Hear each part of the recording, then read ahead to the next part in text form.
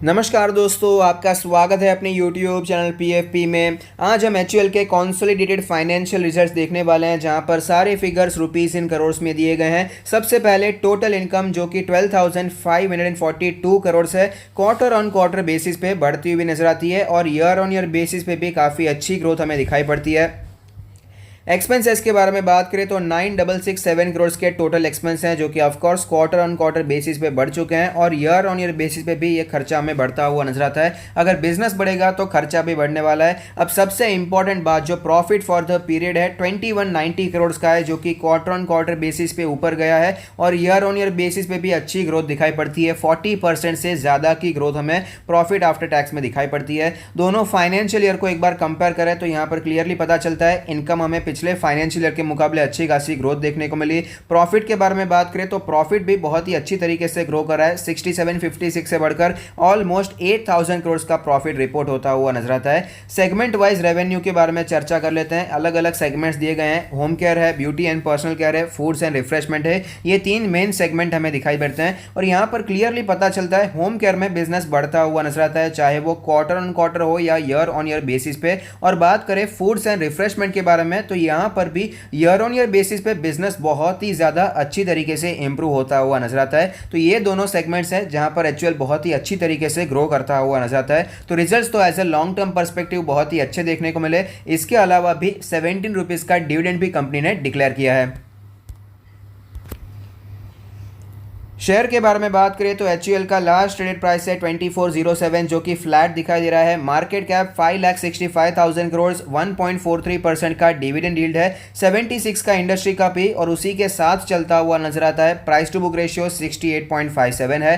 Company के performance के बारे में बात करें तो लगातार फाइनेंशियल ट्रेंड ऊपर जा रहा है। 2017 में 33.83,000 करोड़ का रेवेन्यू था, जो कि बढ़कर 2020 में 40.49,000 करोड़ हो चुका है और प्रॉफिटेबिलिटी भी लगातार बढ़ रही है। 4.48 से बढ़कर 6.75,000 करोड़ का प्रॉफिट रिपोर्ट होता हुआ नजर आता है।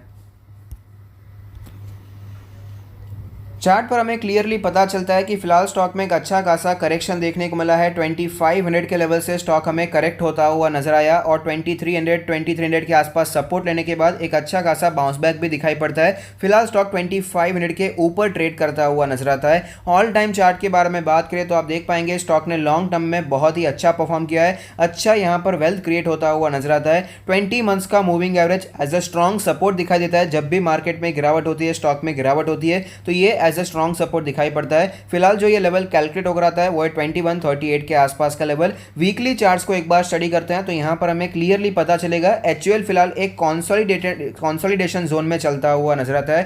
कंसोलिडेशन कह सकते हैं या फिर स्लो ग्रोथ दिखाई दे रही है। पिछले 1-2 सालों में इतना ज्यादा मूवमेंट हो गया, इसके बावजूद एचयूएल आपको ज्यादा ऊपर नहीं जा रहा है, ज्यादा नीचे भी नहीं आ रहा है। मार्केट भी डबल हो गया है नीचे के लेवल से, लेकिन एचयूएल में इतनी तेजी आपको दिखाई नहीं पड़ती है। आप देख पाएंगे 2019 की शुरुआत में 1750 का लेवल था और फिलहाल स्टॉक ने 2500 का लेवल लगाया था। तो ज्यादा तेजी आपको पिछले 2-3 सालों में देखने को नहीं मिल रही है। इसका जो मेन रेजिस्टेंस बना हुआ है 2500 के आसपास, 2600 के आसपास एक बड़ा रेजिस्टेंस हमें दिखाई पड़ता है। मार्केट में जब भी तेजी आती है, जब भी स्टॉक वहां पर पहुंचता है तो वहां से हमें गिरावट दिखाई पड़ती है, करेक्शन आता हुआ नजर आता है। लेकिन लॉन्ग टर्म के लिए ऑफकोर्स ये एक अच्छा मौका है, क्योंकि करेक्शन तो आता ही है, कंसोलिडेशन तो चलता ही है। ऐसा करेक्शन हमें पहले भी एचयूएल में देखने को मिला है। 1-2 सालों तक स्टॉक में ज्यादा मूवमेंट नहीं आई थी, एक ही जोन में स्टॉक ट्रेड करा था, लेकिन उसके बाद 2017 से 750-800 के लेवल से स्टॉक ऊपर जाकर 1-2 सालों में डबल से भी ज्यादा होता हुआ नजर आया। तो ऑफ कोर्स ये कंसोलिडेशन एक लॉन्ग टर्म इन्वेस्टर के लिए मौका है, लॉन्ग टर्म के लिए इन्वेस्ट करने के लिए। रिजल्ट्स भी बहुत ही अच्छे देखने को मिले हैं, डिविडेंड पेइंग कंपनी दिखाई पड़ती है। तो लॉन्ग टर्म के लिए आप एक्यूमुलेट करने की रणनीति अपना सकते हैं। लेवल्स के बारे में बात करें तो इसका जो